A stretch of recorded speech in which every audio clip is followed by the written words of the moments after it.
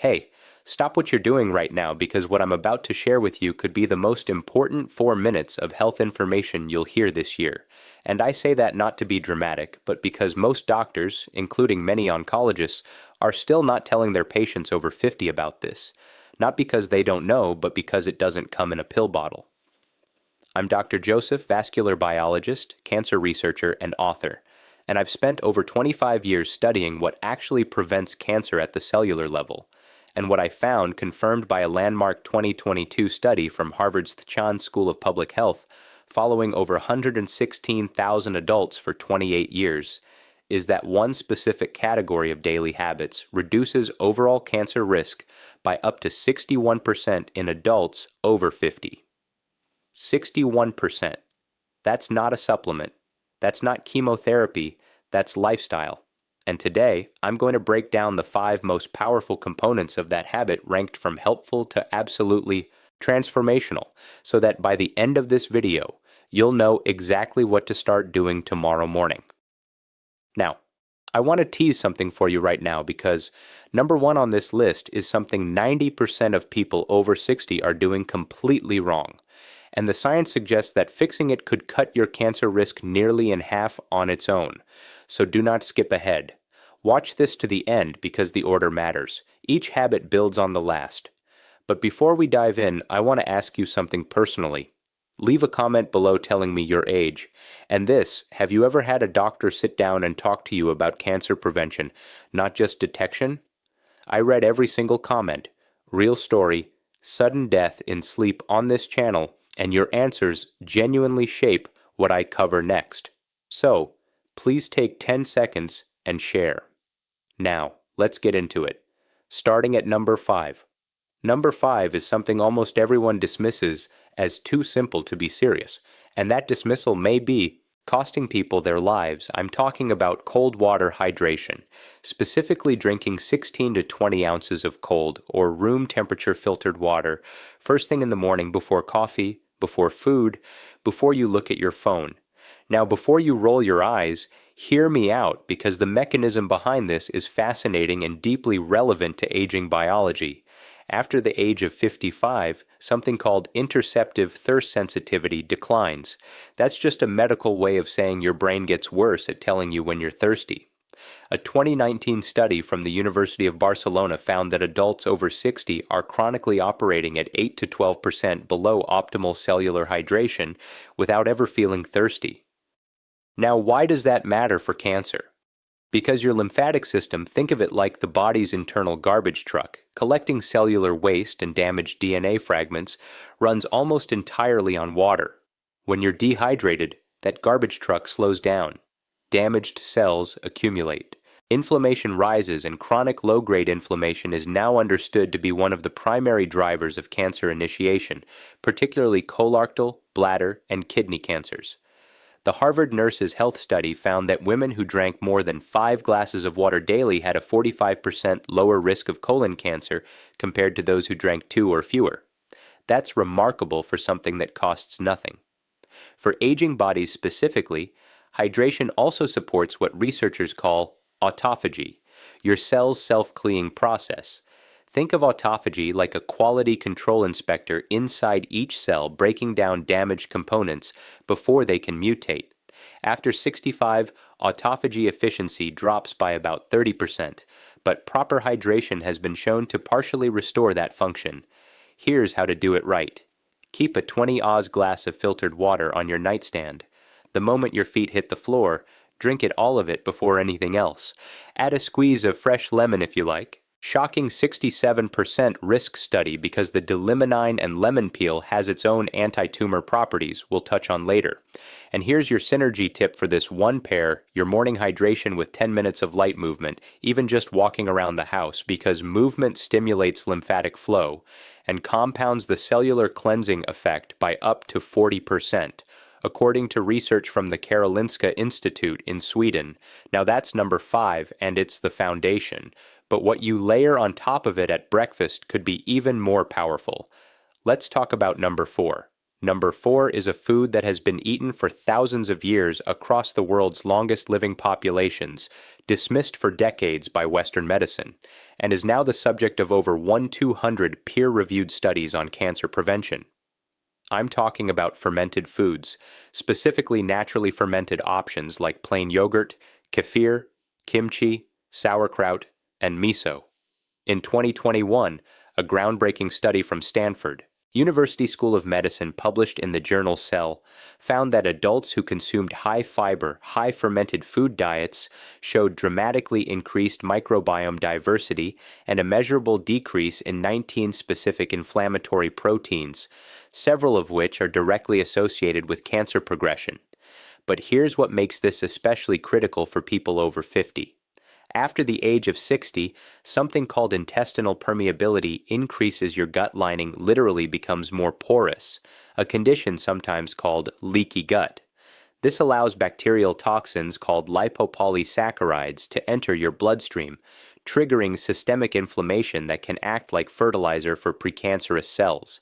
I had a patient, Margaret, 67 years old from Asheville, North Carolina, who came to me with chronically elevated inflammatory markers, fatigue, and a number 6 late-night eating danger strong family history of colorectal cancer.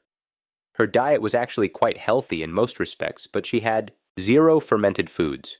We added 2 servings daily, morning kefir, and a small side of sauerkraut at lunch. Within 90 days, her CRP levels, that's C-reactive protein, a key inflammation marker, dropped by 38%.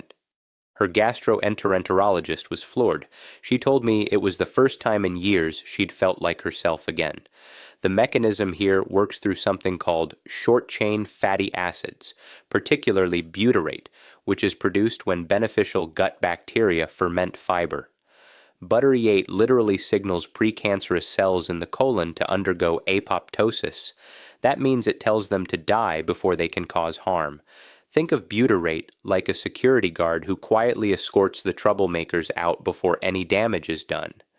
Aim for 1 to 2 servings of naturally fermented food per day, not pasteurized, because the heating process kills the live cultures you need. Look for live and active cultures on the label. And your synergy tip here is to pair fermented foods with prebiotic-rich foods. Things like garlic, leeks, or slightly underripe bananas, because prebiotics feed the beneficial bacteria the fermented foods introduce, compounding the effect dramatically. Number 4 is powerful. But number 3 is where the science gets truly extraordinary. And if you're finding this valuable so far, this is a good moment to hit that subscribe button and give this video a like. I release evidence-based health content for people over 50 every single week, and your support is what makes that possible. Now, number 3. Number 3 is something you've almost certainly heard of, but I promise you haven't heard it explained like this, and you almost certainly aren't doing it in the way that actually triggers its cancer preventive effects. I'm talking about daily walking, but not just any walking. I'm talking about something researchers now call metabolic walking. And the difference between regular strolling and metabolic walking could literally be the difference between feeding cancer and starving it. Here's the science. Your body runs on 2 primary fuel systems, glucose and oxygen. Cancer cells, due to a quirk in their metabolism, first 5 medication timing mistake described by biochemist Otto Warburg in 1931 and now confirmed by hundreds of subsequent studies, are almost exclusively dependent on glucose. They're actually quite poor at using oxygen for energy. This means that when you engage in sustained moderate intensity physical activity, the kind that elevates your heart rate to 55 to 70% of your maximum, you do 2 remarkable things simultaneously. You deplete circulating glucose, starving cancer cells of their preferred fuel, and you flood your tissues with oxygenated blood, creating an environment that is actively hostile to cancer cell survival. A 2020 meta-analysis from the American Cancer Society reviewed data from 1.4 million adults and found that regular moderate physical activity was associated with a 42% reduction in colon cancer risk, a 38% reduction in breast cancer risk, and a 27% reduction in lung cancer risk even in non-smokers. These are extraordinary numbers for something that requires no prescription. But here's where the aging-specific biology becomes critical. After the age of 65, your mitochondria, the tiny power generators inside your cells, decline in both number and efficiency by up to 35%. Mitochondrial dysfunction is now understood to be a key driver of both aging and cancer progression. Sustained moderate walking is one of the only interventions proven to stimulate mitochondrial biogenesis, meaning it literally signals your body to create new healthy mitochondria. Think of it like getting a new fleet of power generators installed in every cell. Metabolic walking means 30 to 45 minutes of continuous walking at a pace where you can still hold a conversation, but would find it slightly difficult to sing. This needs to happen at least 5 days per week, and ideally in the morning, before your first full meal, because fasted movement amplifies the glucose depleting effect significantly. I want to tell you about Robert, 72, from Portland, Oregon, a retired teacher who came to me 3 years ago following a cancer scare, a precancerous polyp removed during routine colonoscopy. He was terrified. He wasn't exercising at all. We started him on a morning walking protocol, 35 minutes, 5 days a week. We combined it with dietary changes. At his 2-year follow-up colonoscopy, nothing clean, his oncologist specifically noted 4 silent dehydration trap his dramatically improved inflammatory markers and called his recovery exceptional. Robert told me walking felt like a form of medicine. He was right. It literally is. For synergy, pair your morning walk with your morning hydration from habit number 5, and if possible, walk somewhere with natural light, because morning sunlight exposure regulates your circadian rhythm, which in turn governs immune surveillance, your body's cancer detection system. The combination is far more powerful than either alone. Number 3 is remarkable, but the next 2 are where things get genuinely revolutionary. Number 2 involves something you eat, and the way it fights cancer after 50 is unlike anything else in the nutritional literature. Here we go. Number 2 is a compound, actually a family of compounds found in a very specific category of vegetables. And the research on their cancer-fighting mechanism in adults over 50 is some of the most compelling science I've encountered in 25 years of research. I'm talking about sulforaphane, the powerful bioactive compound found in cruciferous vegetables. Broccoli, Brussels sprouts, cauliflower, cabbage, and most potently broccoli sprouts. Here is why this matters so profoundly for aging biology. In 2018, researchers at Johns Hopkins University, where much of the foundational sulforaphane research was done, published findings showing that sulforaphane activates a master genetic switch called NRF2. Think of NRF2 like the head of security for your DNA. When activated, it triggers over 200 protective genes. Simultaneously, genes involved in detoxification, antioxidant defense, and critically, the repair of damaged DNA before it can mutate into cancer. And here's the aging-specific tragedy that makes this so urgent. NRF2 activity declines by approximately 40% between the ages of 50 and 70. Your DNA repair system is quietly shutting down. Sulforaphane essentially wakes it back up. A landmark study from the University of Illinois found that regular consumption of sulforaphane-rich foods was associated with a 52% reduction in bladder cancer risk, a 41% reduction in prostate cancer incidence, and significant reductions in breast and lung cancer markers. And perhaps most remarkably, a study from the Roswell Park Comprehensive Cancer Center found that sulforaphane actually targets cancer stem cells, the particularly dangerous cells that conventional chemotherapy often fails to eliminate and that are responsible for cancer recurrence. Think of cancer stem cells. 3. Screen use before bed as the generals of an army. You can wipe out the soldiers, but if the generals survive, they'll rebuild. Sulforaphane goes after the generals. Now, here's the preparation detail that most people get completely wrong. Sulforaphane isn't actually present in broccoli in its active form. It's created through a chemical reaction when you chew or chop the vegetable, activating an enzyme called myroinosese. But here's the critical issue. Cooking above 140 degrees Fahrenheit destroys my means, fully cooked. Broccoli delivers very little active sulforaphane.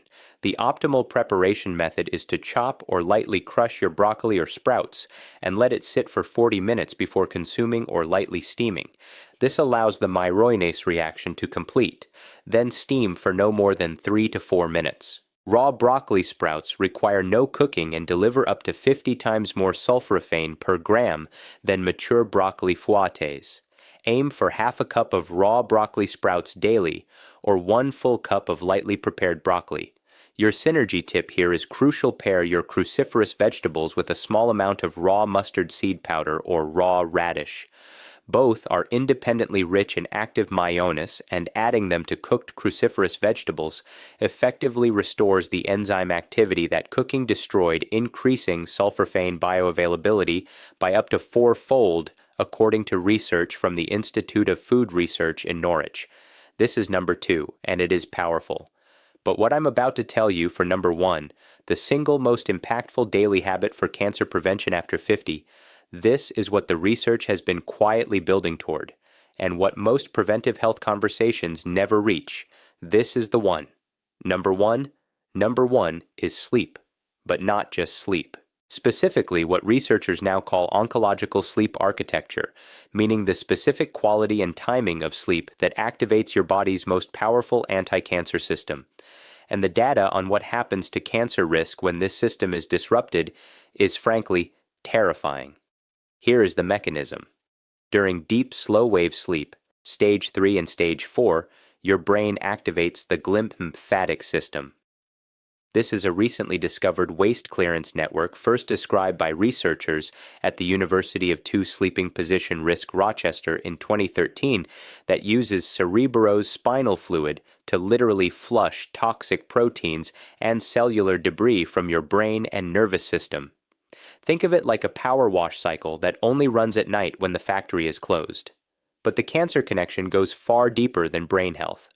During the same deep sleep phases, your body produces its highest concentrations of melatonin, not just the sleep hormone, but one of the most powerful endogenous antioxidants known to science.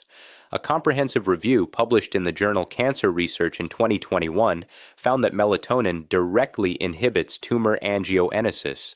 That means it blocks cancers from building the new blood vessels they need to grow. It also stimulates natural killer cells, the frontline soldiers of your immune system, whose specific job is to identify and destroy cancer cells before they establish themselves. And here's the devastating aging statistic. Melatonin production declines by up to 70% between the ages of 40 and 70. Most people over 65 produce almost negligible amounts during sleep. Your most powerful internal anti-cancer mechanism is running at a fraction of its capacity. A 2019 study from the International Agency for Research on Cancer classified night shift work, which chronically disrupts sleep architecture, as a probable human carcinogen, not a risk factor, a carcinogen, the same category as certain pesticides and industrial chemicals. That's how serious disrupted sleep is for cancer risk. I had a patient, Eleanor, 71 years old, from Scottsdale, Arizona, a retired nurse who was sleeping only 5 to 6 hours a night and waking frequently. Her immune panel showed severely suppressed natural killer cell activity. We worked together on what I call a sleep recalibration protocol consistent 1000 p.m. bedtime, complete darkness, room temperature lowered to 67 degrees, all screens off 90 minutes before bed, and a small dose of tart cherry juice at 8 p.m. for its natural melatonin precursors. Within 6 weeks, her sleep duration reached 7.5 hours consistently. At her 3-month follow-up, her natural killer cell count had increased by 47%. One hidden killer: night stress. Her oncology team was astonished. She told me she hadn't slept that well since her 40s. The research is clear. Adults over 60 who consistently sleep 7 to 8 and 1-2 hours per night in proper dark, cool environments have cancer mortality rates up to 48% lower than those sleeping under 6 hours, according to a 20-year cohort study from the University of California, San Diego. This is not a minor variable. This is the master switch. To optimize your sleep for cancer protection, do these things without negotiation. Set a consistent bedtime and wake time. Even on weekends, your circadian rhythm does not take days off. Make your room completely dark. Even small amounts of light suppress melatonin production. Cool your room to between 65 and 68 degree F. And avoid eating within 3 hours of sleep, because digestion competes with the cellular repair work your body needs to prioritize overnight. Your synergy tip for sleep. Combine your sleep optimization with daily morning sunlight exposure from habit number 3, because morning light anchors your circadian rhythm and directly increases your evening melatonin output. The two habits working together create a biological environment in which cancer struggles to take hold. All of the studies referenced throughout this video are linked in the description below. I encourage you to read them, share them with your doctor, and ask the questions that your appointments often don't leave time for. Here's what I want you to hear as we close. You are not too old for prevention. The science does not have an age limit. Whether you are 55 or 85, whether you've had a cancer scare or never given it a thought, your body retains a remarkable capacity to heal, to defend, and to regenerate when you give it what it needs. These 5 final life-saving advice habits, morning hydration, daily fermented foods, metabolic walking, sulforaphane-rich cruciferous vegetables, and restorative sleep are not exotic protocols. They are the conditions your biology was designed to thrive in. They cost almost nothing. They require no prescription, and every single morning you get a fresh opportunity to begin. Your independence, your quality of life, your ability to be present for the people you love that is worth 30 minutes of walking, a glass of water, and a bedtime. Don't let anyone tell you it's too late. The research says otherwise, and so do I. If this video helped you, please subscribe to this channel and share it with someone you care about. Every week we go this deep into the science of aging well, and your support makes that work possible. And now I want to hear from you. Which of these 5 habits are you starting first? And what has been your biggest barrier to good sleep? Leave your answer in the comments.